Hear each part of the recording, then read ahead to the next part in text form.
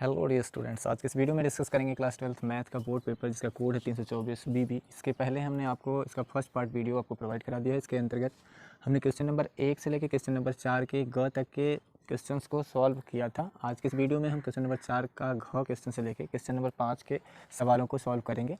तो आइए स्टार्ट करते हैं। क्वेश्चन नंबर 4 का घ मैंने बोर्ड पर पहले से ही लिख रखा है कि आलेखी विधि द्वारा निम्न व्यवरोधों के अंतर्गत रैखिक प्रोग्रामन समस्या को हल कीजिए। यानी इसके अंतर्गत आपको जो लीनियर प्रोग्रामिंग चैप्टर था LPP नाम का चैप्टर, उससे ये क्वेश्चन पूछा जो कि 5 नंबर का क्वेश्चन है। जब सॉलिड क्वेश्चन होता है हर साल एक क्वेश्चन इससे आते ही आते हैं। इस साल 2 क्वेश्चन आपको बोर्ड पेपर में इससे मिले थे।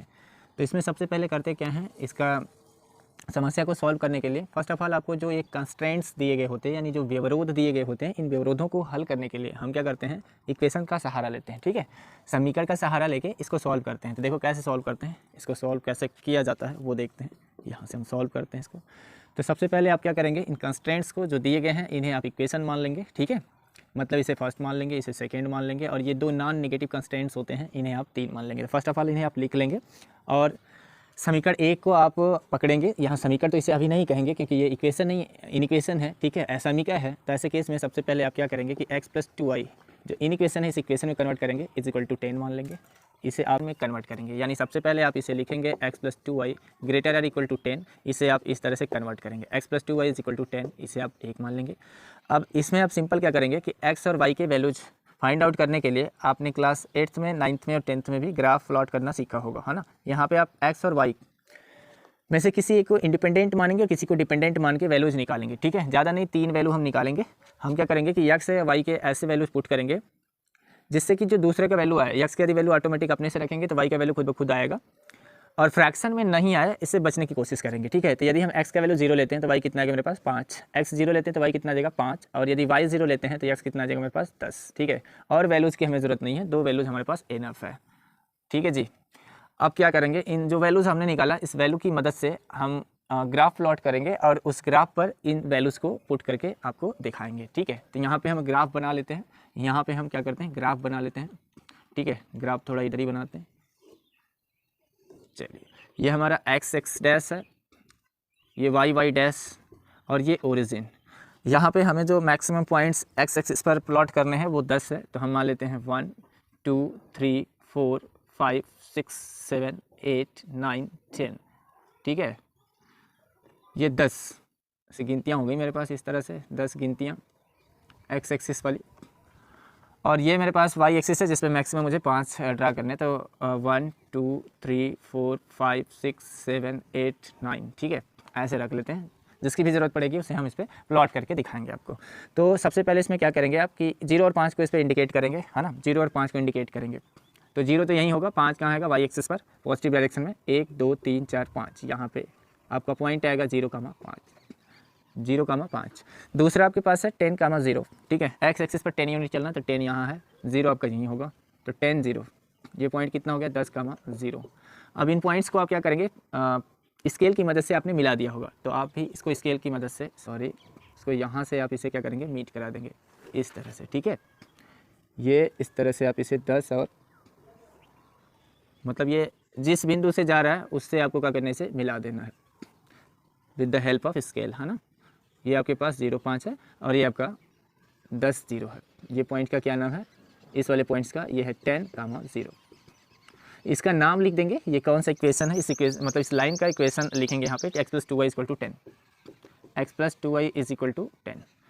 उसके बाद क्या करेंगे, समीकरण 2 यानी जो इन इक्वेशन नंबर 2 है उसे आप पुट करेंगे, मतलब लेंगे, उसकी सहायता से इन इक्वेशन को इक्वेशन में कन्वर्ट करेंगे। उसके बाद आप उसके भी 2 वैल्यूज निकालेंगे और इस ग्राफ पेपर पर क्या करेंगे, प्लॉट करेंगे। ठीक है, तो देखिए उसको क्या करेंगे, आप पहले दूसरा वाला जो इन इक्वेशन है उसे आप यहाँ लिखेंगे। तो 3x + 4y < 24 है, तो इसे आप पहले सही बनाएंगे। 3x + 4y = 24, इसे आप समीकरण 2 मान लीजिएगा।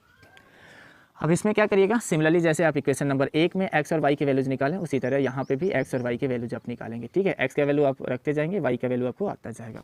सिमिलरली x यदि 0 लेते हैं, x कितना 0, तो y मेरे पास आ जाएगा मेरे भाई 4 6 24 6 आ जाएगा। ठीक है, और यदि y 0 लेते हैं यहाँ से आ जाएगा x का वैल्यू मेरे पास 3 8 24 8 आ जाएगा। ठीक है, अब 0 6 कहाँ है, तो यहाँ 0,6 है ना, यानी y एक्सिस पर 0 6 है। 0 6 कहाँ है, यहाँ पे 0,6। ये वाला पॉइंट 06 को इंडिकेट कर रहा है। उसके बाद दूसरा मेरे पास 8 0 है। 8 कहाँ है मेरे पास, 1 2 3 4 5 6 7 8। ये वाला पॉइंट जो है ये किसको इंडिकेट कर रहा है, ये इंडिकेट कर रहा है 8 0 को इंडिकेट करेगा, 8 0 को। ठीक है, यहाँ पे लिख देते हैं, इस पॉइंट को यहाँ पे इंडिकेट करा देते हैं 8 0। ठीक है, अब क्या करना है कि इन पॉइंट्स से जो ये वाले पॉइंट्स आ रहे हैं, इन पॉइंट्स को आपको आपस में मीट करा देना है। ठीक है, यानी एक लाइन खींचना है जो इन पॉइंट से होके क्या करेगी, जाएगी। लाइन आपकी स्ट्रेट लाइन होगी, आप पटरी की मदद से इसे ड्रा किए होंगे, पटरी मतलब स्केल। ठीक है, चलिए जी, तो ये 8 0 से ये लाइन क्या कर रही है, जा रही है। ये 10 0 है, ये वाला पॉइंट 10 0। चलिए जी, मान लेते हैं, हमें हाथ से बनाना है, थोड़ा टेढ़ा भी हो जाएगा तो कोई प्रॉब्लम नहीं, आपको बस इसे समझना है। ठीक है, 8 0। इसका इक्वेशन का वैल्यू नाम लिख दीजिएगा। ठीक है, ये इसका नाम लिख दीजिएगा, ये कौन सा इक्वेशन है, तो ये है 3x + 4y = 24, है ना।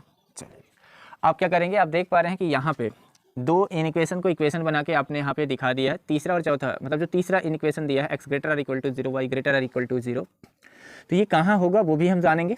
तो फर्स्ट ऑफ ऑल हम क्या करेंगे कि यहाँ पे जो मैंने पहले यहाँ पे पहला वाला इक्वेशन लिखा है x + 2y = 10, इसमें हम क्या करेंगे, 0 0 रख के चेक करेंगे ना। 0 0 रख के समीकरण 1 में हम चेक करेंगे, तो हम यहाँ लिखेंगे समीकरण 1 में 0 0 रखने पर। ठीक है, 0 0 रखेंगे तो आएगा 0 + 0। ठीक है, 0 + 0। ये इसमें नहीं रख के मेरा भाई कहाँ रखेंगे, इसको कुछ और मान लेते हैं, समीकरण कैपिटल ए जो इन इक्वेशन दिया है उसमें रख देंगे ना, कैपिटल ए में। समीकरण कैपिटल ए में 0 0 रखने पर यहाँ जाएगा 0 + 0 > 10, है ना। तो आप यहाँ देख पा रहे हैं कि 0 > 10, ये बात सरासर क्या है, असत्य है। ये बात क्या है, असत्य है।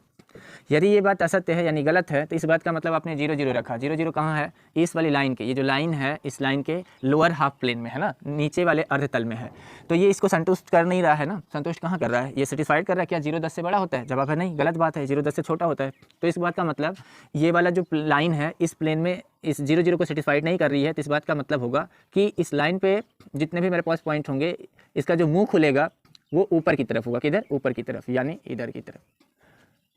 ठीक है, ऐसे ऊपर की तरफ इधर होगा।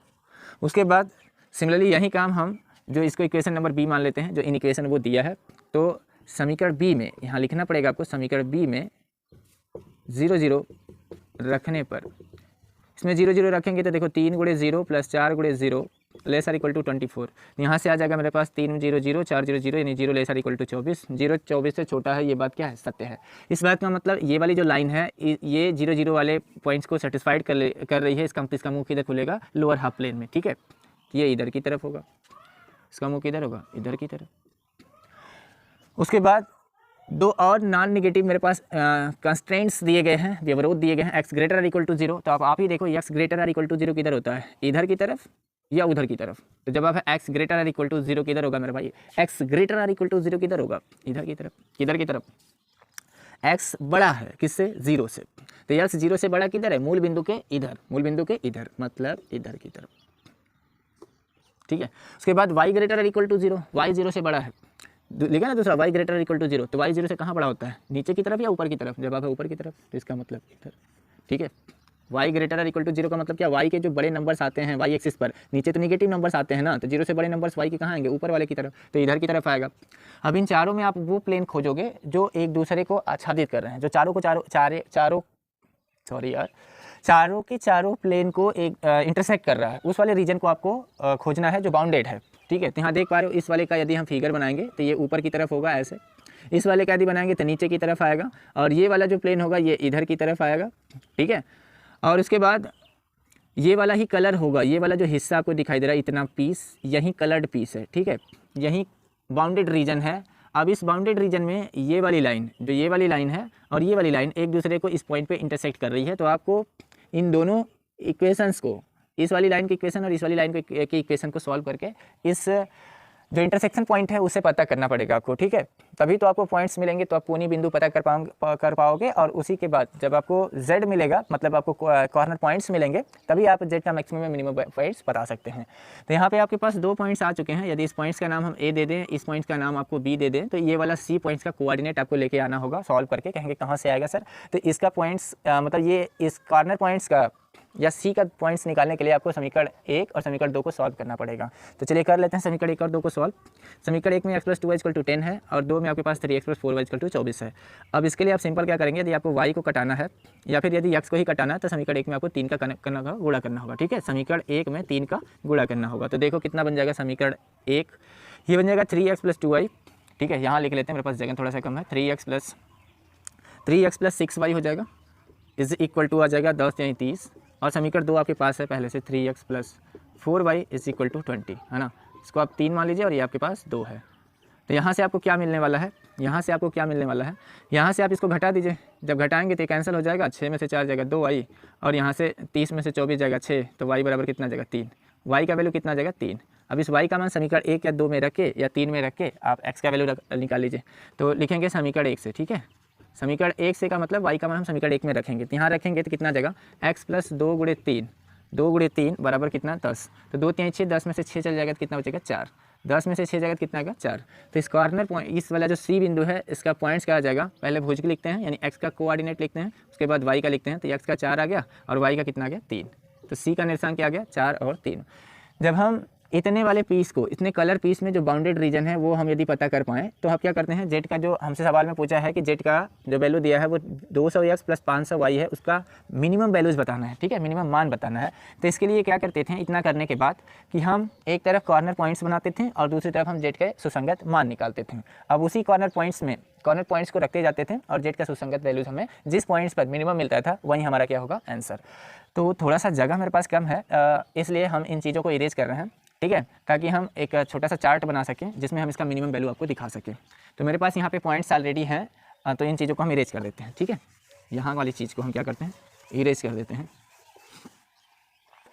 देखिए, तो यहाँ पे आप क्या लिखेंगे, कोणीय बिंदु लिखेंगे, एक तरफ कोणीय बिंदु लिखेंगे और दूसरी तरफ आप लिखेंगे जेड के सुसंगत मान या फिर क्षेत्र। ठीक है, चलिए जी, यहाँ पे क्या करेंगे, सिंपल आप ऐसे केस में आप जितने भी आपके पास कॉर्नर पॉइंट्स हैं, कोणीय बिंदु हैं, उन बिंदुओं को यहाँ पे आप क्या करेंगे, दिखाएंगे। तो आपके पास 3 कॉर्नर पॉइंट्स हैं, एक ए है जिसका कोऑर्डिनेट आपके पास 0,5 है, एक बी है जिसका कॉर्नर पॉइंट आपके पास 0,6 है और तीसरा कॉर्नर पॉइंट सी है जिसका पॉइंट्स आपका है 4,3। जेड का सुसंगत मान यानी जो जेड वो दिया था, जेड कितना दिया था 200x + 500y। अब इसमें क्या करेंगे, एक्स और वाई का वैल्यूज रखेंगे, जिस पॉइंट्स पर मिनिमम आएगा वहीं आपका आंसर आएगा। ठीक है, तो चलिए मान रख देते हैं। अब जेड, चलिए तो यहाँ से सिंपल क्या करेंगे कि जो भी वैल्यूज़ हैं आप यहाँ रखते रहिएगा। 0 रखेंगे यहाँ पे तो 200 × 0 0 हो जाएगा और 500 × 5 500 × 5 2500 आ जाएगा। कितना आ जाएगा 2500 आ जाएगा। फिर उसके बाद 0 6 रखेंगे तो यहाँ 200 × 0 यानी 0 हो जाएगा और 500 × 6 बराबर 300, मतलब 3000 हो जाएगा। कितना हो जाएगा 6 5 30 और 0 0 3000। फिर 4 3 रखेंगे तो 200 में 4 का गुणा करेंगे तो आपके पास हो जाएगा 4 दूना के 800। ठीक है, 4 दूना के 800 प्लस 3 रखेंगे तो 5 3 1500। ठीक है, 1500 800 जोड़ेंगे तो कितना आ जाएगा 15 और 8, 15 और 8 आपके पास कितना आ जाएगा भाई, 8 5 13 होते हैं, नहीं 23 आ जाएगा। कितना आ जाएगा 2300, कितना आ जाएगा 2300। ठीक है, तो सबसे मिनिमम वैल्यूज़ किस वाले पॉइंट्स पे आ रहा है। ठीक है, सबसे कम वैल्यूज़ जो है जेड का वो किस पॉइंट्स पे आ रहा है, 4 3 पर। ठीक है, तो यहीं आपका क्या होगा न्यूनतम मान, यहीं आपका क्या है न्यूनतम मान। तो आपका आंसर क्या होगा, वो पूछा था जेड बराबर 200x + 500y का न्यूनतम मान बताइए। यहाँ हम लिख देंगे न्यूनतम मान बराबर कितना 2300। ठीक है, तो ये था क्वेश्चन नंबर 4 के घ का सॉल्यूशन। नेक्स्ट क्वेश्चन देखते हैं।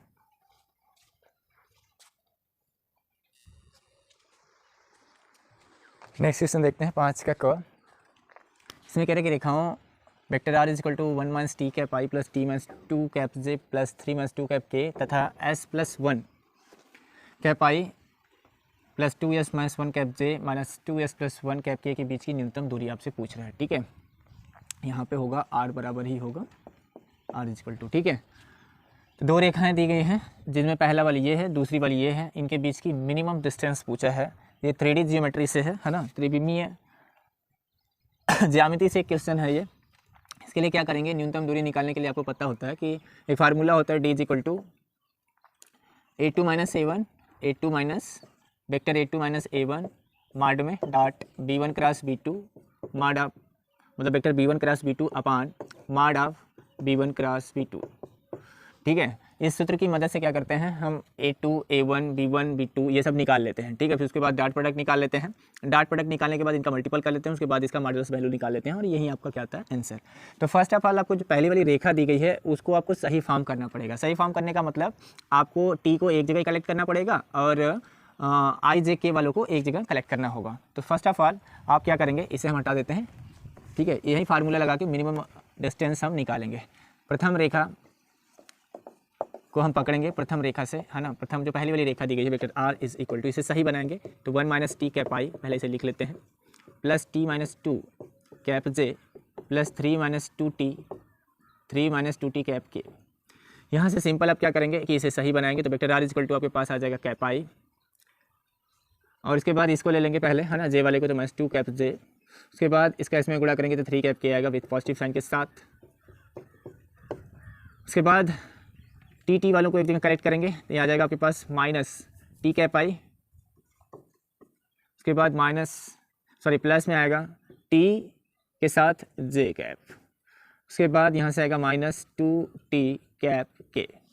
अब इसे और अच्छे से सजाएंगे तो cap i minus 2 cap J plus 3 cap के, इसमें से माइनस कॉमन ले लेते हैं और लगे हाथ टी भी कॉमन ले लेते हैं, ठीक है। तो यहाँ से आपके पास आ जाएगा क्या, यहाँ से आपके पास आ जाएगा मेरे भाई कैपिटल आई, ठीक है। या फिर ऐसा करते हैं प्लस ही ले लेते हैं क्योंकि हम जिसे कंपेयर करेंगे उसमें पॉजिटिव ही होगा, उसमें पॉजिटिव रहेगा, ठीक है। तो प्लस ले लेते हैं, माइनस को कॉमन नहीं लेते हैं, प्लस ही लिखते हैं, ठीक है। तो ये माइनस कैप आई आ जाएगा और ये प्लस कैप जे आ जाएगा और यहाँ से माइनस 2 के कैप आ जाएगा, ठीक है। 2 कैप के आ जाएगा, 2 कैप के आ जाएगा। अब इसकी तुलना करेंगे, vector r is equal to होता है वेक्टर a प्लस म्यू ले लो या लेमडा ले लो या कोई सा भी आर्बिट्री कांस्टेंट आप यूज कर सकते हैं। तो vector r is equal to a plus mu vector b, ठीक है। तो चूंकि मेरे पास दो रेखाएं हैं तो हम पहले वाले में a1 b1 लिख लेते हैं, यहाँ से आसानी से हम कंपेयर करके a1 b1 का वैल्यूज निकाल लेंगे। तो यहाँ से तुलना करेंगे तो मेरे पास a1 कितना आ जाएगा मेरे भाई, तुलना करने पर मेरे पास आ जाएगा a1, वेक्टर a1 मेरे पास आ जाएगा, है ना। इसे कंपेयर करते हैं तो यहाँ कंपेयर करने पर मेरे पास a1 आ जाएगा i cap minus 2j cap plus 3k cap. Similarly b1 का वैल्यूज निकालेंगे, है ना, b1 का वैल्यू निकालेंगे तो वेक्टर b1 मेरे पास आ जाएगा minus cap i plus cap j minus 2 cap के। उसी तरह दूसरी रेखा पकड़ेंगे, है ना, दूसरी रेखा से vector r is equal to क्या दे रखा है दूसरी रेखा, s प्लस 1, ये यस है, s plus 1 cap i plus 2s minus 1 cap j minus 2s plus 1 cap k. तो सही बनाएंगे तो vector r is equal to यहाँ से आ जाएगा मेरे भाई cap i minus cap j minus cap k, और यस वालों को एक जगह करेक्ट करेंगे तो यहाँ से आ जाएगा यस कैप आई, तो यस कॉमन ही ले लेते हैं, कैप आई आ जाएगा। उसके बाद यहाँ से आ जाएगा आपके पास प्लस में 2 कैप जे और यहाँ से आपके पास आएगा माइनस 2 कैप के, ठीक है। इसका भी कंपेयर करेंगे, इसका भी आप कंपेयर करेंगे a2 वेक्टर a2 प्लस यहाँ म्यू है तो यहाँ लेमडा लगा लीजिए वेक्टर b2, ठीक है। यहाँ से आपके पास a2 कितना आ जाएगा, कंपेयर करोगे तो वेक्टर a2 आपके पास आ जाएगा i cap minus j cap minus k cap. Similarly यहाँ से आप b2 निकालेंगे, वेक्टर b2 आपके पास आएगा i cap plus 2j cap minus 2k cap. अब आपके पास a1 a2 b1 b2 सब कुछ आ गया, है ना। जब चारों चीज़ आपको पता लग गया तो आप फार्मूला इस्तेमाल करिए मिनिमम डिस्टेंस वाला और उसकी मदद से डाटा निकालिए। तो फार्मूले में आपको d बराबर a2 minus a1 mod of a2 minus a1 dot b1 cross b2 upon mod of b1 cross b2 निकालना पड़ता है। तो फर्स्ट ऑफ ऑल आप क्या करिए a2 माइनस a1 निकाल लीजिए, ठीक है। पहले आप a2 माइनस a1 निकाल लीजिए, यहाँ से देखिए a2 minus a1 vector a2 minus a1 आप निकाल लीजिए। जो आपको जरूरत पड़ेगी फार्मूले में वो डाटा पहले यहाँ से आप निकाल लीजिए, ठीक है। a2 माइनस a1 की जरूरत पड़ेगी तो a2 माइनस a1 आपके पास कितना आएगा, देखो a2 आपके पास कितना है, आपके पास a2 है i cap minus j cap minus k cap, a2 minus a1 आपके पास कितना है, a1 आपके पास है i cap minus 2j cap plus 3k cap, ठीक है। अब ब्रैकेट को जब खोलोगे, है ना, मतलब कोष्टक हटाओगे तो देखो क्या आ जाएगा आपके पास, यहाँ से सिंपल आपके पास आ जाएगा ये माइनस आई होगा, ये प्लस आई से ही खत्म हो जाएगा, माइनस जे, देखो हम खोलेंगे तो ये माइनस ये प्लस और ये क्या हो जाएगा माइनस, ठीक है। ये ऐसा हो जाएगा, आई में से आई खत्म हो जाएगा, माइनस जे प्लस 2j, यहाँ जे आ जाएगा माइनस के और उसके बाद माइनस 3k माइनस 4k आ जाएगा, कितना आ जाएगा माइनस 4k कैप। यानी यहाँ से a2 माइनस a1 आपके पास आ गया, a2 माइनस a1 उसके बाद A2 माइनस A1 आपको मिल गया। उसके बाद आपको जरूरत पड़ेगी माड ऑफ B1 क्रॉस B2 की, माड ऑफ B1 क्रॉस B2 की। तो B1 क्रॉस B2 आप पहले निकाल लीजिए, फिर उसके बाद उसका माड भी निकाल लीजिएगा, ठीक है। तो B1 क्रॉस B2 निकाल लेते हैं। यहाँ पे देखो B1 क्रॉस B2 कैसे निकालोगे, B1 क्रॉस B2। तो B1 क्रॉस B2 निकालने के लिए आपको क्या जरूरत पड़ेगी, आई जे के की ना। तो कैप आई लिख लो, कैप जे लिख लो, उसके बाद कैप के लिख लो। यहाँ पे ऐसे क्रॉस प्रोडक्ट आपने पढ़ा होगा, यानी आपने सारडी पढ़ा होगा, ठीक है, सारडी में आपको सिखाया गया होगा। तो B1 क्रॉस B2, B1 कितना है, इसका गुणांक लेंगे -1 आ जाएगा, -1, उसके बाद 1, उसके बाद -2। उसके बाद सिमिलरली B2 का वैल्यू निकालेंगे, B2 1 2 -2 1 2 -2 कहाँ गया, 1 2 -2 जी ठीक है। अब सिंपल यहाँ से क्या करेंगे, B1 क्रॉस B2 निकालेंगे तो क्या करेंगे, कैप आई लेंगे, इसे कैंसिल होता है, ये गुणा करेंगे तो रीड 2 और यहाँ माइनस होता है, माइनस माइनस प्लस हो जाएगा, ठीक है। 2 दूना के 4, 2 दूना के 4। गुणा हमेशा दाएं से बाएं करते हैं, ये बात आपको पता होगी, ठीक है। आगे क्या लेंगे, आगे हम लिखेंगे -j, ये कैंसिल होगा, से कटेगा, तो रीड 1 का गुणा रीड 2 में करेंगे तो 2 आ जाएगा, माइनस ऑलरेडी फार्मूले में होता है, तो माइनस माइनस प्लस हो जाएगा, 2 1 का 2 हो जाएगा। उसके बाद आप लेंगे के, तो क्या लेंगे, प्लस कैप के, तो कैंसिल होगा, ये आ जाएगा रीड 2 और -1, ठीक है। यहाँ से आ जाएगा कैप आई, और 4 में से 2 जाएगा 2, तो इसे लिखेंगे 2 कैप आई, 2 2 4 आ जाएगा, तो -4 कैप जे, रीड 2 रीड 1 रीड 3 कैप के। यहाँ से B1 क्रॉस B2 आ गया। आपको माड ऑफ B1 क्रॉस B2 की भी जरूरत पड़ेगी ना, तो mod of B1 cross B2 कितना आएगा, माड का मतलब होगा इसका जो वैल्यूज़ है, आंकिक वैल्यू निकाल लीजिए, ठीक है, माड में रख के। तो क्या करेंगे, माड कैसे निकालते हैं, यानी निरपेक्ष वैल्यू कैसे निकालते थे, माड में आई के गुणांक का वर्ग प्लस जे के गुणांक का वर्ग प्लस के गुणांक का वर्ग। 2 का कितना, आई का गुणांक कितना है, 2, 2 का वर्ग 4, फिर अगला हो जाएगा जे का गुणांक -4 का वर्ग 16 प्लस -3 का हो जाएगा 9, ठीक है। 16 9 25 4 29, कितना आ जाएगा, √29। तो आपको माड ऑफ B1 क्रॉस B2 मिल गया, A2 माइनस A1 मिल गया, B1 क्रॉस B2 भी मिल गया। अब आप फार्मूला लगाइए, आपका आंसर आएगा। चलिए तो हम इस चीज़ को इरेज कर देते हैं, है ना, हम इसको इरेज कर देते हैं, क्योंकि जगह मेरे पास नहीं है, इसलिए इसको मिटा के यहीं पे आपको डाटा मतलब मिनिमम डिस्टेंस दे देते हैं। तो कैसे आएगा, D is equal to formula होता है A2 minus A1, vector A2 minus A1 dot B1 cross B2 upon mod of B1 cross B2, ठीक है। तो मान रख दीजिए मेरा भाई, A2 माइनस A1 आप पहले से निकाल सके हैं, है ना, J -4 के, कैप J -4 कैप के डॉट, ये माड में है सारा डाटा। B1 क्रॉस B2 अभी भी निकाले थे, B1 क्रॉस B2 2 कैप आई -4 कैप J -3 कैप के, ठीक है। ये सब कुछ माड में चल रहा है, अपान यहाँ बराबर है मेरे भाई, अपान mod of B1 cross B2, माड ऑफ B1 क्रॉस B2 कितना है, √29। अब क्या करेंगे, इस वाले का आप सिंपल गुणा कर लीजिए, है ना, इसका आप गुणा कर लीजिए। तो यहाँ गुणा करेंगे तो देखिए डॉट प्रोडक्ट है, तो आई है इसमें नहीं, तो 0 हो जाएगा। जे का जे में करेंगे तो कितना आ जाएगा, D इज इक्वल टू आपके पास आएगा माड में, यहाँ पे आ जाएगा आपके पास मेरे भाई जे आई नहीं तो 0, माइनस आपके पास आ जाएगा 4, उसके बाद यहाँ से करेंगे तो प्लस 4 3 12, कितना आ जाएगा 12, माइनस माइनस प्लस 4 3 12, अपान कितना है √29। 12 में से 4 घटेगा ना, 12 में से 4 घटेगा तो कितना आएगा 8, तो यहाँ से माड से इसको बाहर निकालेंगे तो 8 बटा √29, ठीक है। ये आ गया क्वेश्चन नंबर 5 के क का आंसर, 8 बटा √29। यहाँ पे मात्रक जरूर लिख देंगे, कुछ दिया नहीं है तो मात्रक लिख दीजिएगा, या इकाई, ये आंसर था। नेक्स्ट क्वेश्चन देखते हैं। नेक्स्ट क्वेश्चन देखते हैं 5 का ख, कह रहे एक पाठशाला में 500 विद्यार्थी हैं, जिनमें से 230 लड़कियां हैं। यह ज्ञात है कि 230 में से 10% लड़कियां कक्षा 12 में पढ़ती हैं। तो जो चीज़ ज्ञात होता है ना, जो ज्ञात होता है उसे हम क्या मान लेंगे, F। 2 घटनाएं हम मानते थे E और F, तो जो ज्ञात है उसे क्या मान लेंगे, F।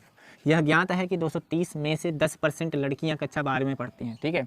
टोटल लड़कियां कितनी हैं, 230, और उसमें से ये पता है कि 230 में से 10% जो लड़कियां हैं वो कक्षा 12 में पढ़ती हैं, ये बात पता है, ठीक है।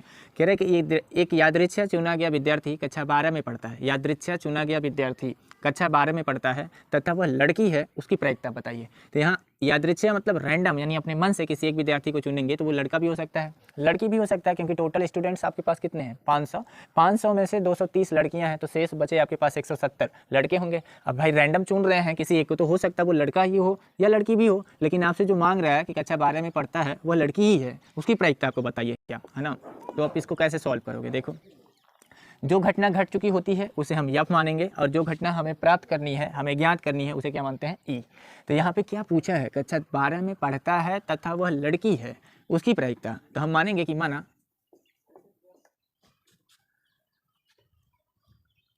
500 विद्यार्थियों में ना यादृच्छा चुना गया विद्यार्थी कक्षा 12 में पढ़ता है कि प्रायिकता हम ई मान लेते हैं। और माना यादृच्छा चुना गया विद्यार्थी लड़की है, क्या है, लड़की है। माना यादृच्छा चुना गया विद्यार्थी लड़की है की प्रायिकता बराबर एफ। ठीक है, अब यहाँ से देखो कह रहा है कि 230 तो लड़कियाँ हैं, ये बात फिक्स है। तो आप घटना यफ के घटित होने की प्रायिकता पहले निकाल लीजिए कि यफ कितना % है। ठीक है, उसकी कितनी पॉसिबिलिटी है।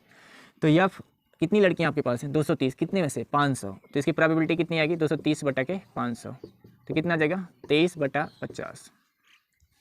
अब ये जो 10% दे रखा है कि 10% लड़कियाँ हैं, ये क्या है, ये कक्षा 12 में पढ़ती हैं 10% लड़कियाँ, और आपसे जो मांगा है कि वो कक्षा 12 में ही पढ़ती हो और वो लड़की हो, उसकी प्रोबेबिलिटी, इस बात का मतलब ये ई इंटरसेक्शन एफ दिया है, वो लड़की भी है और 12 में भी पढ़ती है, तो ये क्या है ई इंटरसेक्शन एफ।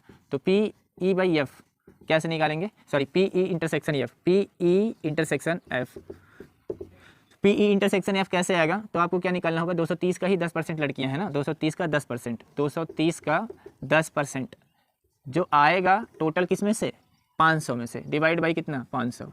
तो यहाँ से देखो ये कैंसिल हो जाएगा, ऊपर आ जाएगा 23 डिवाइड बाई कितना 500। तो पी इंटरसेक्शन एफ आपके पास आ गया कितना 23 बटा के 500। अब सिंपल आपको क्या निकालना है, आपको निकालना है ई। तो P E by F is equal to, आपके पास फार्मूला होगा P E intersection F divide by P F, divide by P F, मतलब एफ घटना घटित हो चुकी है तो ई घटना घटित होने की प्रायिकता। तो पी ई इंटरसेक्शन एफ आप अभी भी निकालें 23 बटा के 500 डिवाइड बाई पी एफ आपके पास है 23/50, 23/50। ध्यान से देखो 23 से 23 कैंसल, ये जाएगा ऊपर 0 से 0 कट जाएगा, 5 से ये कटेगा 10 बार में, तो ऊपर आ जाएगा 1 divide by 10 which is equal to 0.1, 0.1 या 1/10 भी आप बता सकते हैं, या 0.1, यही आपका क्या होगा आंसर 0.1। नेक्स्ट क्वेश्चन देखते हैं, क्वेश्चन नंबर 5 का।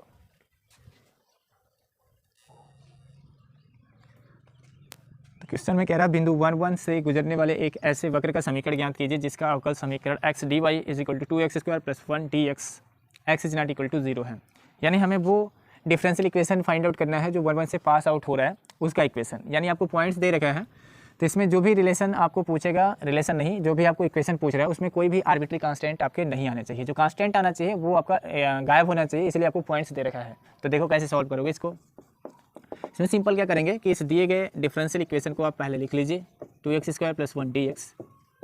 अब सिंपल क्या करेंगे, इसे डिफरेंशिएट करेंगे। ठीक है, इसे क्या करेंगे डिफरेंशिएट करेंगे, मतलब पहले इसको बुला लेंगे, x को ट्रांसफर कर देंगे राइट हैंड साइड में, उसके बाद इसका इंटीग्रेशन कर देंगे। क्या कर देंगे इंटीग्रेशन, देखो तो dy इज इक्वल टू आ जाएगा 2x square plus 1 divide by x dx।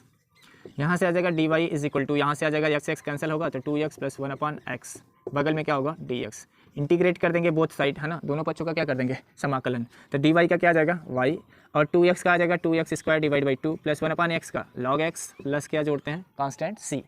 तो 2 से 2 कैंसिल हो जाएगा, तो y इज इक्वल टू आ जाएगा x square plus log x plus c। इसको समीकरण नंबर 1 मान लेंगे। अब चूंकि ये वाला इक्वेशन जो है वो 1 1 पॉइंट से जा रहा है, इसलिए इसे क्या करेगा संतुष्ट करेगा। तो लिखेंगे दिया गया वक्र 1 1 से, बिंदु 1 1 से जाता है, बिंदु 1 1 से जाता है, इसलिए इसे संतुष्ट करेगा।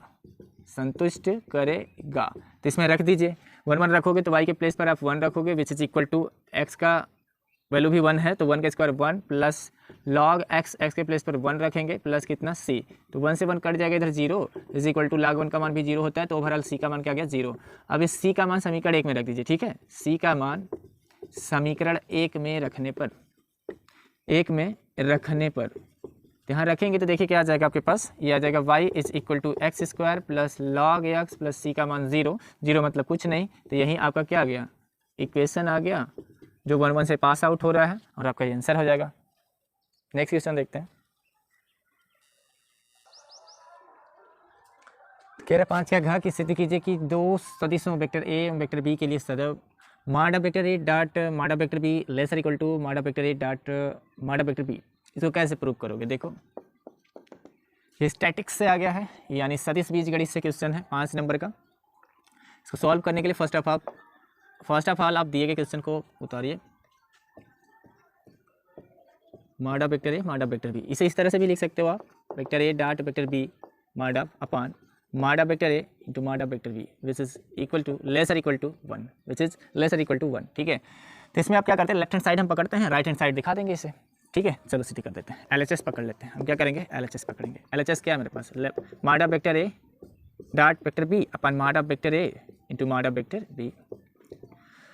इससे आगे सॉल्व करेंगे तो mod of vector A dot mod of vector b को, sorry mod of vector A dot vector b को आप क्या लिखेंगे, इस तरह से आप लिखेंगे वेक्टर ए माड में, वेक्टर बी माड में, और कास ऑफ थीटा माड में अपान mod of vector A into mod of vector B. Mod of vector ए से माड ऑफ वेक्टर कैंसिल, माड ऑफ वेक्टर बी से माड ऑफ वेक्टर बी कैंसिल होगा। यहाँ पे सिंपल आपके पास क्या आएगा, ओनली माड में कास ऑफ थीटा आएगा, माड में क्या आएगा, कास ऑफ थीटा, क्योंकि माड ऑफ ए और माड ऑफ बी का वैल्यू जीरो हो नहीं सकता, क्योंकि इनमें से कोई एक जीरो होगा तो नॉट डिफाइन इन्फिनिटी दे देगा, जो कि पॉसिबल नहीं है। आपको लेसर इक्वल टू 1 प्रूव करना है, तो माड ऑफ ए का वैल्यू जीरो नहीं हो सकता, ना माड ऑफ बी का वैल्यू जीरो हो सकता है, तो थीटा का वैल्यू ही डिपेंडेंसी होगी किस पे, इसका value lesser equal to zero आ सकता है। तो आपको पता है कि जो कास थीटा का वैल्यूज होता है वो ग्रेटर और इक्वल टू -1 और लेसर इक्वल टू का होता है 1। कास थीटा का जो रेंज मतलब वैल्यूज होता है, मिनिमम और मैक्सिमम वैल्यूज, वो होता है -1 to 1। ठीक है, मैक्सिमम 1, मिनिमम -1 होता है। अब इसमें से जो भी वैल्यूज कास का यदि निगेटिव में भी आएगा तो उसे माड के अंदर आप यदि रखेंगे तो जाहिर सी बात है कि यदि निगेटिव वैल्यूज रखेंगे रीड एक तभी वो 1 देगा, आप 1 रखेंगे तभी 1 देगा, है ना। तो ओवरऑल कास थीटा का जो वैल्यूज आएगा यहाँ पे माड के स्थान पे जो भी वैल्यू जाएगा ये ग्रेटर और इक्वल टू 0 होगा और लेसर इक्वल टू का होगा 1। लेसर इक्वल टू क्या होगा, 1। तो आप समझ पा रहे हैं कि यहाँ से आपको ये दिखाना था कि कास थीटा का जो वैल्यू होगा वो लेसर इक्वल टू का आना चाहिए 1। कास थीटा बोले तो लेफ्ट हैंड साइड में जो भी आपने डाटा पकड़ा था उसका जो वैल्यूज था वो आपको प्रूव करके दिखाना था कि लेसर इक्वल टू का आएगा 1 आएगा। तो यहाँ से आपको पता लग रहा है कि कास थीटा का वैल्यू ग्रेटर इक्वल टू 0 है, लेसर इक्वल टू 1 है, तो इस चीज़ को ऐसे भी लिख सकते हैं कि cos theta lesser equal to का 1। ठीक है, cos theta lesser equal to 1। इस बात से ये साबित हो रहा है, इस बात से ये प्रूफ हो पा रहा है कि यहाँ जो डिपेंडेंसी है वो एंगल पे है, किस पे, कास थीटा पे डिपेंडेंसी है। तो ओवरऑल लेफ्ट हैंड साइड का जो वैल्यू जा रहा है वो ऑलवेज लेसर इक्वल टू क्या होगा, 1 के, लेसर इक्वल टू क्या होगा, 1 के। तो आप यहाँ से cos theta lesser equal to 1 यदि दिखाएंगे तो यहीं इसे ये प्रूफ होगा, इसे ये प्रूफ होगा कि mod of A dot B upon mod of A to mod of B lesser equal to क्या, 1। ठीक है, तो यहीं पे आप इसे छोड़ भी सकते हैं, यहाँ से प्रूव भी हो जाएगा कि cos theta lesser equal to 1 है, cos theta lesser equal to 1 है बराबर किसके, राइट हैंड साइड के। ठीक है, क्योंकि आपको क्या दिखाना था, आपको दिखाना था लेसर इक्वल टू 1 आना चाहिए, तो हमने लेफ्ट हैंड साइड पकड़ा, लेफ्ट हैंड साइड में जो भी डाटा आ रहा है वो लेसर इक्वल टू 1 क्या आ रहा है कि नहीं, तो राइट हैंड साइड सिद्ध हो जाएगा। ठीक है, देखते हैं क्वेश्चन नंबर नेक्स्ट। कह रहे मान ज्ञात कीजिए integration of under root cot x plus under root tan x dx। देखो अच्छा सवाल है, कैसे सॉल्व करोगे इसको। तो फर्स्ट ऑफ ऑल इसे आप i is equal to let करिए integration of root over cot x plus tan x under root dx। अब इसमें क्या करेंगे, इसमें हम cot x क्या ले लेते हैं कॉमन। ठीक है, cot या फिर tan आप कुछ भी कॉमन ले लीजिए, यदि tan लेते हैं तो tan ही ले लीजिए, मान में कोई अंतर नहीं आएगा। ठीक है, किसी एक को आप इसमें से क्या करिए, कॉमन ले लीजिए। तो सिंपल हम यहाँ से tan x कॉमन ले लेते हैं। ठीक है, क्या करेंगे, tan x कॉमन ले लेंगे, under root tan x common. देखो अंडर रूट tan x यदि कॉमन लेंगे, रूट ओवर है, यहाँ से अंडर रूट tan x क्या ले रहे हैं, कॉमन। देखो यहाँ से क्या बचेगा, अब कहेंगे सर इसमें tan तो है नहीं, आप कॉमन कैसे ले लिए। तो भाई जिसमें नहीं रहता है उसमें हम गुणा और भाग समझ लेंगे अपने दिमाग में। यहाँ से आ जाएगा 1 प्लस, इसको पहले लिख लेते हैं, और ये आ जाएगा आपका जो cot x है ना, cot x है, ये तो ऐसे ही रहेगा रूट के अंदर cot x, और इसमें चूंकि हमने tan x कॉमन लिया है तो इसमें गुणा किया था tan x से, और tan x से भाग भी दिया, इस बात का यही मतलब है। तो ऊपर जो tan x होगा वो तो चला जाएगा बाहर, मतलब कॉमन हो जाएगा, और यहाँ नीचे क्या बच जाएगा, अंडर रूट tan x, बगल में क्या है dx, बगल में क्या है आपके पास dx है ना, बगल में क्या है dx। देखो आगे कैसे सॉल्व करोगे, तो i इज इक्वल टू आपके पास आ जाएगा इंटीग्रेशन अब अंडर रूट tan x को ऐसे ही उतार लेते हैं, अंडर रूट tan x को एज इट इज़ कॉपी कर लेते हैं इनटू, यहाँ पे आपके पास क्या आएगा, इसे हम ब्रैकेट को ऑपरेट करने से पहले हम इस कर्डी वाले टर्म को सॉल्व करते हैं ना, तो इसे हम होल कर्डी में लिख सकते हैं, मतलब ऐसे cot x divide by tan x, cot x divide by tan x बगल में dx। इसको cos बटा साइन लिख सकते हैं, इसको साइन बटा कास लिख सकते हैं, यानी कास स्क्वायर एक्स बटा साइन स्क्वायर एक्स, यानी cot स्क्वायर एक्स बटा के साइन स्क्वायर एक्स हो जाएगा ना, कास स्क्वायर एक्स बटा साइन स्क्वायर एक्स मतलब cot x का होल स्क्वायर हो जाएगा, तो बाहर निकल के क्या हो जाएगा cot x, यानी इसको आप डायरेक्टली इस तरह से लिख सकते हैं tan x अंडर रूट में, और ये बन जाएगा आपके पास 1 प्लस, इसको जब सॉल्व करोगे ना, देखो ना ध्यान से, इसको जब सॉल्व करोगे मेरे भाई तो इसको आप लिख सकते हो cos x upon sign x divide by, इसको लिखोगे साइन x अपन cos x अब बगल में क्या डी एक्स, ऊपर गुणा करोगे तो कास स्क्वायर एक्स बटा साइन स्क्वायर एक्स यानी काट स्क्वायर एक्स। अब बाहर निकल के क्या हो जाएगा कॉट एक्स, तो इसको हम मिटा के क्या लिख दे डायरेक्ट यहाँ पे कॉट एक्स। ठीक है, कड़ी खत्म हो गई डी एक्स। आप क्या करोगे, यहाँ से सिंपल किसी एक को आप लेट कर लीजिए। ठीक है, यहाँ से किसी एक को आप क्या करिए मान लीजिए, जैसे आप tan x को t मान लीजिए। ठीक है, आप मान लीजिए, माना तो कोई समीकरण मान लीजिए एक, माना tan x इक्वल टू क्या t, बल्कि t ना मान के t स्क्वायर मान लीजिए क्योंकि रूट के अंदर आएगा तो फंसाएगा, तो हम स्क्वायरिंग मान लेते हैं। tan x का अवकलन करेंगे तो क्या आ जाएगा, tan x का sec square x dx is equal to क्या dt। अब यहाँ से dx इज इक्वल टू क्या आ जाएगा dt अपान sec स्क्वायर x, और यहाँ पे आपके पास क्या है काट x, इसे भगाना है आपको किसी न किसी तरह से, है ना, इसको हटाना आपको। तो sec x को कैसे भगाओगे, देखो sec का काट के साथ एक संबंध होता है ना, क्या होता है, sec स्क्वायर थीटा बराबर होता है, sec स्क्वायर थीटा बराबर होता है 1 plus tan square theta, sec square theta बराबर होता है 1 प्लस tan स्क्वायर थीटा ना। हमें काट चाहेगा, तो काट चाहेगा मेरे भाई, यहाँ से टी स्क्वायर का आ जाएगा 2t dt ना, क्या आएगा 2t dt आएगा, तो यहाँ से आ जाएगा 2t dt अपान में 2t dt अपान में सेक स्क्वायर एक्स को लिखोगे 1 प्लस tan स्क्वायर एक्स ना, 1 प्लस tan स्क्वायर एक्स, जो सेक स्क्वायर आएगा नीचे उसे हमने लिख दिया tan स्क्वायर एक्स। यहाँ पे आपके पास क्या है कॉट, आपके पास क्या है यहाँ पे कॉट। अब इसे आपको किसी न किसी तरह से कॉट के टर्म में लेके आना ही होगा, तो काट को आप क्या लिख सकते हैं 1/tan लिख सकते हैं, बात बन जाएगी, है ना, हाँ हो जाएगा। और यहाँ से रूट जो tan x है उसके स्थान पर टी स्क्वायर यानी टी निकल जाएगा, dx के प्लेस पर आप लिख सकते हैं, dx के प्लेस पर आप सिंपल लिख सकते हैं 2t अपान 1 प्लस टी स्क्वायर, 1 प्लस मतलब tan x का होल स्क्वायर या tan स्क्वायर x, और tan x के प्लेस पर t का स्क्वायर लिख सकते हैं ना, tan x के प्लेस पर tan x से t की पावर 4 हो जाएगा। देखो इसको t के टर्म में बना देते हैं, टोटली t के टर्म में ही बना देते हैं, तो dx इज इक्वल टू आ जाएगा, या इसी को यहीं पे आगे देखो 2t को 2t रहने दो, 1 प्लस टी tan x है ना, tan x आ रहा है, तो tan x को यहाँ से भगाना होगा आपको, tan x को आपने t माना है, उसका स्क्वायर है तो t पर कितना घात आ जाएगा 4, यहाँ का आ जाएगा dt। तो जो dx का वैल्यू है वो total in terms of t आ चुका है, काट x को हम भगा देंगे इन टर्म्स ऑफ tan में 1/t लेके, और tan x तो एलिमिनेट हो ही जाएगा t के टर्म में। अब देखो ध्यान से, इसके बाद क्या करोगे, तो i इज इक्वल टू आप सिंपल यहाँ पे वैल्यूज रख देंगे, integration of under root tan x, उसके स्थान पर आप अंडर रूट में t स्क्वायर रखेंगे इनटू यहाँ पे बगल में 1 प्लस काट एक्स है, 1 प्लस काट एक्स को 1/tan x आप लिख सकते हो, 1/tan x के स्थान पर टी स्क्वायर रखोगे तो 1 क्या हो जाएगा टी स्क्वायर, बगल में आपके पास dx है, dx का value in terms of dt आपके पास है 2t अपान 1 प्लस टी के पावर 4, 1 प्लस टी के पावर 4, 1 प्लस टी के पावर क्या 4, बगल में क्या dt। ठीक है, अब सुनो, तो i इज इक्वल टू आ जाएगा इंटीग्रेशन ऑफ टी स्क्वायर का t आ गया, और इसे सॉल्व करोगे तो आ जाएगा टी स्क्वायर प्लस 1 अपान के टी स्क्वायर, और यहाँ से आ जाएगा आपके पास 2t अपान 1 प्लस टी के पावर 4, बगल में क्या है dt। तो ध्यान से देखो t से t आपका कैंसिल हो जाएगा, टी स्क्वायर फिनिश, आपके पास 2 आ रहा है तो आप 2 को बाहर निकाल लो इंटीग्रेशन से, है ना, यहाँ से आ जाएगा T square plus 1 divide by 1 plus T के पावर 4, बगल में क्या dt। अब इसमें क्या करोगे आप, पुनः एक काम करो, इसमें पुनः जुगाड़ लगाएंगे, है ना, हम टी स्क्वायर पुनः कॉमन लेंगे, टी स्क्वायर क्या करेंगे पुनः कॉमन लेंगे ऊपर और नीचे से ज़बरदस्ती। ठीक है, तो टी स्क्वायर जब कॉमन लेंगे तो क्या आएगा 1 प्लस 1/t स्क्वायर, नीचे क्या आएगा टी स्क्वायर आप कॉमन लोगे, टी स्क्वायर कॉमन लोगे तो ये आ जाएगा मेरे भाई T square plus 1/t square. ठीक है, मतलब इसको पहले लिख दिया और इसको बाद में लिख दिया।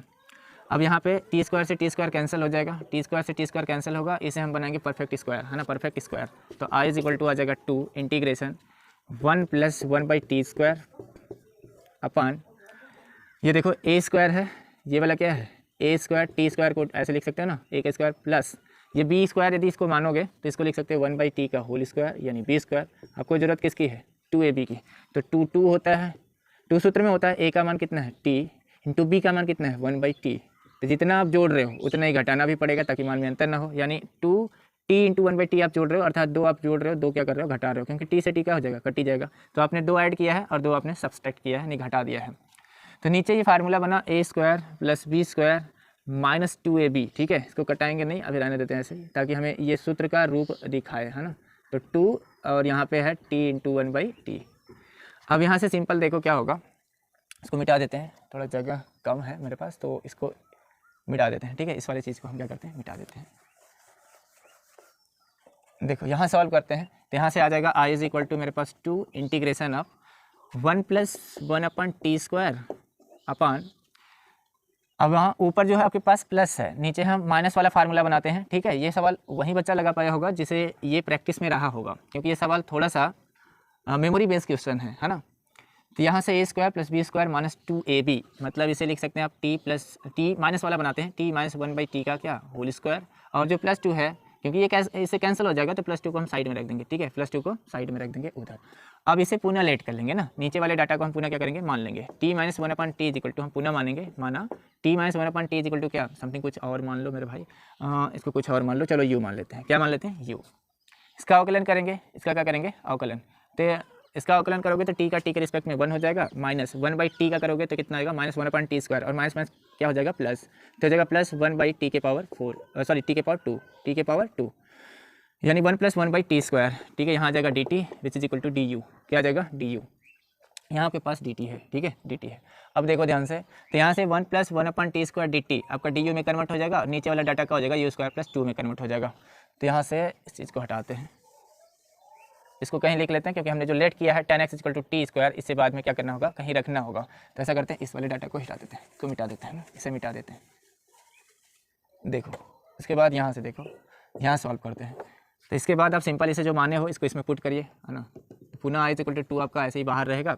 यहाँ पे आप क्या रखने जा रहे हो, u/, नीचे वाला जो डाटा है ना, जो डाटा है मतलब 1 + 1/t² dt आपका du में कन्वर्ट हो गया, u नहीं, ये du है, और यहाँ जो आपने माना है ये u² बन जाएगा। अब प्लस का कितना, 2। यदि ये 1/x² + a² का रूप बनता तो ये tan 1 x का फार्मूला हो जाता, है ना। तो यहाँ पे हम इसे tan 1 का फार्मूला बनाने के लिए इसे हम ऐसे लिख देंगे, देखो रूट में कैसे, 2du/u² + √2 का क्या, होल स्क्वायर, फार्मूला बन गया। tan 1 का फार्मूला बन गया ना, तो रख दो।